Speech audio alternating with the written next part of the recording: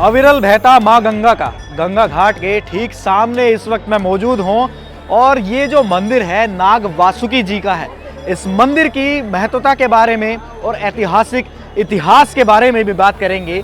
और यहाँ पर आप देखेंगे कि महाकुंभ का समय चल रहा है, 12 सालों में कुंभ आता है और यहाँ पर भीड़ जो है वो लगातार बढ़ती जा रही है। कुछ लोग महाराष्ट्र से भी आए हैं और जय भवानी जय शिवाजी के नारे भी लग रहे हैं। तो इस मंदिर की विशेषता के बारे में जानेंगे। तो चलिए मंदिर के अंदर चलते हैं और यहाँ के पुजारी जी से बात करते हैं और पूछते हैं और जानते हैं इस मंदिर की विशेषताएं क्यों है। प्रयागराज आ रहे हैं और इस मंदिर का दर्शन नहीं किया, भगवान नाग वासु जी के दर्शन नहीं किए तो आपका ये कुंभ अधूरा रह सकता है। चलिए पंडित जी के पास चलते हैं और बात करते हैं यहाँ पर।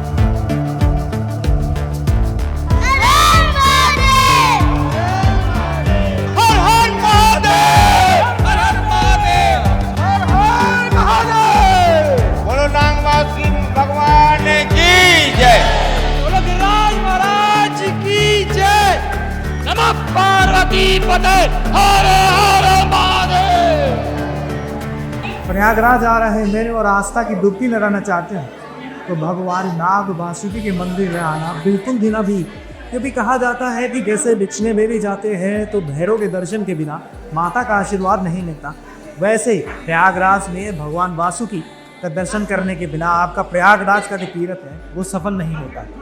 डिटेल में जानने के लिए पंडित रवि जी हमारे साथ है, त्रिपाठी जी है। रवि जी, इंडिया टीवी में आपका बहुत बहुत स्वागत है। पंडित जी, इस मंदिर की विशेषताएं क्या है? यह भगवान वासुकी हैं, ये शंकर जी के गले में विराजमान है। इन्हीं को समुद्र मंथन के समय रस्सी बनाया गया था।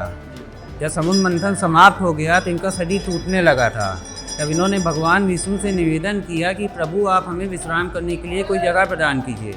तब भगवान विष्णु ने इनके यहाँ प्रयाग में भेजा। प्रयाग इन्होंने सरस्वती जी का जलपान किया।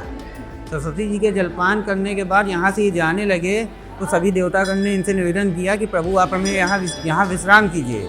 तब इन्होंने सोचा कि आज मेरी महत्ता है, भविष्य में मेरी महत्ता न रहे, इस वजह से इन्होंने कुछ शर्तें रखी। उस वजह से दो इनकी प्रमुख शर्तें थी। पहली ये कि सावन सुदी नाग पंचमी के दिन मेरा तीनों लोक में पूजन हो। साल भर में एक दिन इनका सबसे बड़ा पर्व होता है और साल भर में एक दिन ही इनके ऊपर सभी श्रद्धालुओं द्वारा दूध और जल चढ़ाया जाता है। और दूसरा ये कि जो भी आदमी प्रयाग आए अगर मेरा दर्शन ना करे तो उसको प्रयाग आने का पूर्ण फल न प्राप्त हो। तो महाराज जी, भगवान जी को क्या लोग चढ़ाते हैं? कुछ लोग दूध भी लेकर के आते हैं, फूल भी लेके आते हैं। ऐसी क्या चीज़ भगवान को चढ़ाई जाती है जो श्रद्धालुओं की जो इच्छा है वो पूरी होती है? देखिए, इनका मुख्य प्रकार तो धान का लावा और दूध होता है। दूध का इनको भोग लगता है और धान का लावा इनको प्रिय है। और यहाँ पे मुख्य पूजा अगर देखिए तो काल सर्पयोग की पूजा होती है, क्योंकि यहाँ भगवान वासुकी है। बिना भगवान वासुकी के पूजा किए हुए काल सर्पयोग पूर्ण नहीं होता। और यहाँ पे सिर्फ भगवान वासुकी नहीं, यहाँ 9 नाग विराजमान है। अनंतम वासियम शेषम पद्मनाभम चगम्बलम शंखपालम धृतराष्ट्रम कशकम कालीम तथा।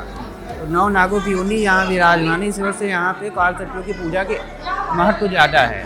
और ये यहाँ के पंचकोशी परिक्रमा में भी आते हैं। यहाँ का पौराणिक श्लोक है, त्वेरियम माधवम सोमम भारद्वाजम चवास की मुंडे अछवटम शेषम प्रयागम के नायकम। माना जाता है प्रयाग में आने पे इस श्लोक में 7 तीर्थ श्लोक का वर्णन आया है। अगर आप इनका दर्शन कर लेते हैं तो आपको प्रयाग आने का पूर्ण फल प्राप्त हो जाता है। उसमें देव भगवान वासुकी है। तो महाराज जी, दिन पर दिन भीड़ तो बढ़ती जा रही है, तो यहाँ पर लोगों जैसे आते हैं तो दर्शन करने के लिए तो सब कह रहे हैं कि भाई मनोकामनाएं तो हमारी पूर्ण होती है, लेकिन क्या किसी तरह का और भी कुछ चीज़ें, जैसे आपने बताया कि दूध चढ़ता है, फूल चढ़ता है, तो अगर घर में कोई जो दर्शन ना कर पाए, कोई व्यक्ति है वो घर में जा करके जैसे प्रयाग में नहा करके अगर वो दर्शन करना भूल जाता है तो उसका कोई उपाय वो घर जा करके पूजा करता है? जो यहाँ दर्शन नहीं कर पाता है वो अपने तरफ से नाग नागिन की प्रतिमा होती, चांदी की प्रतिमा रख के आदमी वहाँ पे पूजन करता है। जैसे काल सर्पयोग की पूजा होती है उसमें भी नाग नागिन की प्रतिमा रखी जाती है, तो उसको रख के उसके भी पूजन किया जा सकता है। लेकिन जो लाभ आपको इनके दर्शन से मिलेगा वो लाभ उससे तो प्राप्त नहीं हो पाएगा। जिस साथ से भगवान का सामने भगवान है, इनका आप दर्शन करेंगे तो अलग ही पुण्य की आपको प्राप्ति होगी। महाराज जी, कितना पुराना होगा मंदिर? ये तो आप समझ सकते हैं, ये पहले छोटा मंदिर था। बाद में मराठा के राज में नागपुर के राजा श्रीधर भोसले थे, उन्होंने इसको बड़े रूप में कराया था।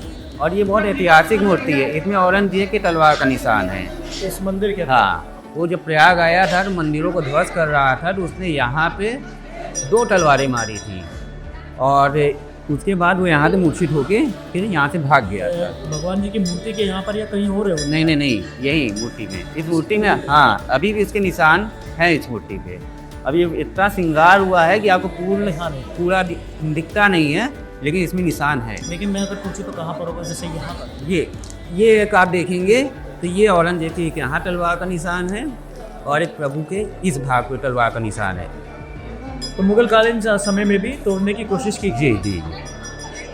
तो देखा आपने नाग वासुकी मंदिर की ऐतिहासिक कथा की और इसकी मान्यताएं और महत्वता वो भी हमने आपको बताई। तो अगर आप प्रयागराज आ रहे हैं तो नाग वासुकी जी का दर्शन करना बिल्कुल भी ना भूलें और यहाँ पर आइए और पंडित जी ने आपको बताया कि यहाँ पर क्या क्या चलाया जाता है, क्या क्या विशेषताएं हैं, क्या क्या महानताएं हैं। तो चलिए पंडित जी ने हमें अंदर बताया कि इस मंदिर की विशेषताएं क्या होती है और अब इस मंदिर की तरफ आगे बढ़ेंगे और आगे भी जानेंगे पंडित जी से। पंडित जी आप जरा इस मंदिर के बारे में और विस्तार से बताइए कि अगल बगल जो मंदिर बनाए गए हैं इनकी विशेषताएं क्या होंगी? यहाँ पे प्रयाग में 12 माधव हैं, उसमें से एक माधव अति माधव हैं जिनकी यहाँ पे मंदिर विराजमान। आइए मैं उनके दर्शन कराता हूँ। चलिए।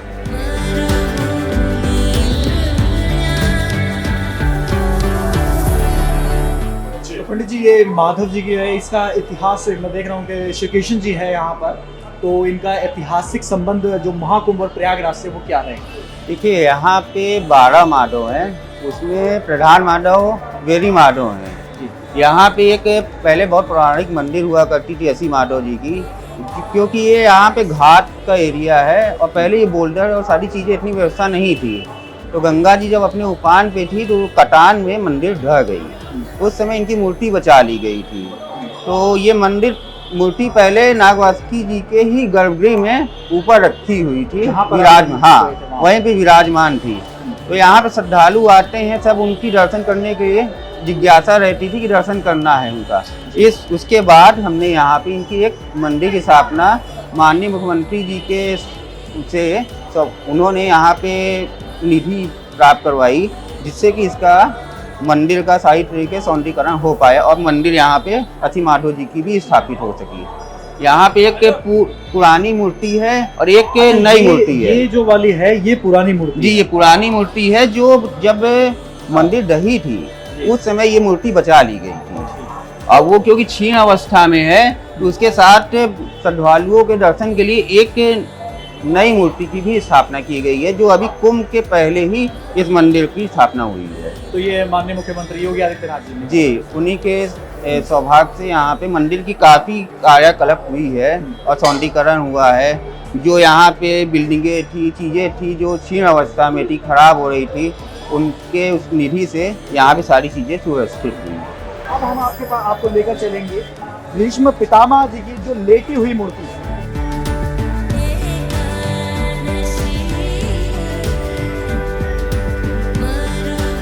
तो देखिए भीष्म पितामह जी के मंदिर में आए हैं और इन्हें गंगा पुत्र कहा जाता है। कुरुक्षेत्र में महाभारत हुई थी, लेकिन अब इसका प्रयागराज से क्या संबंध है और क्यों ये मूर्ति यहाँ पर है और इतनी बड़ी मूर्ति? आपने प्रयागराज में सुना होगा लेटे हुए हनुमान जी तो हैं, लेकिन यहाँ पर लेटे हुए भीष्म पितामह भी। यहाँ के पंडित जी से हम बात करेंगे। पंडित जी एक बार फिर से आपका स्वागत है। अब हम भीष्म पितामह जी के बारे में आपसे जानना चाहेंगे। ये गंगा पुत्र श्री भीष्म पितामह जी हैं, क्योंकि ये गंगा जी का घाट है।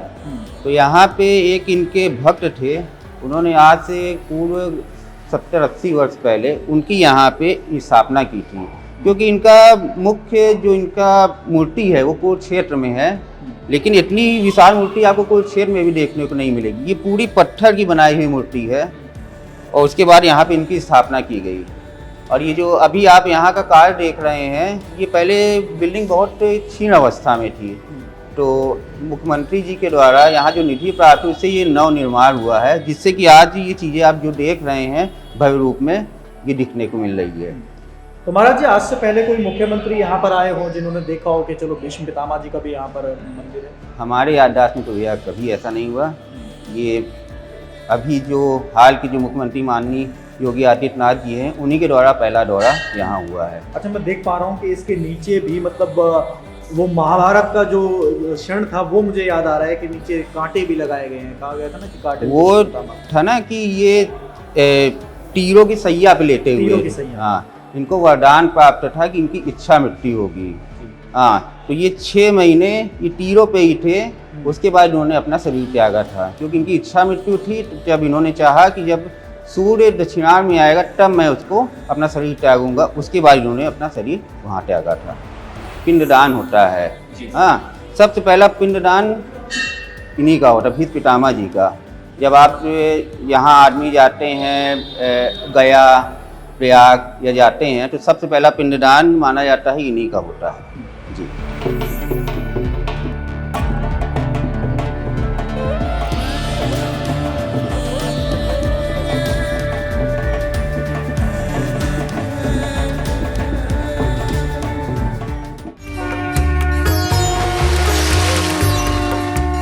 महाकुंभ 2025 सिर्फ इंडिया टीवी पर।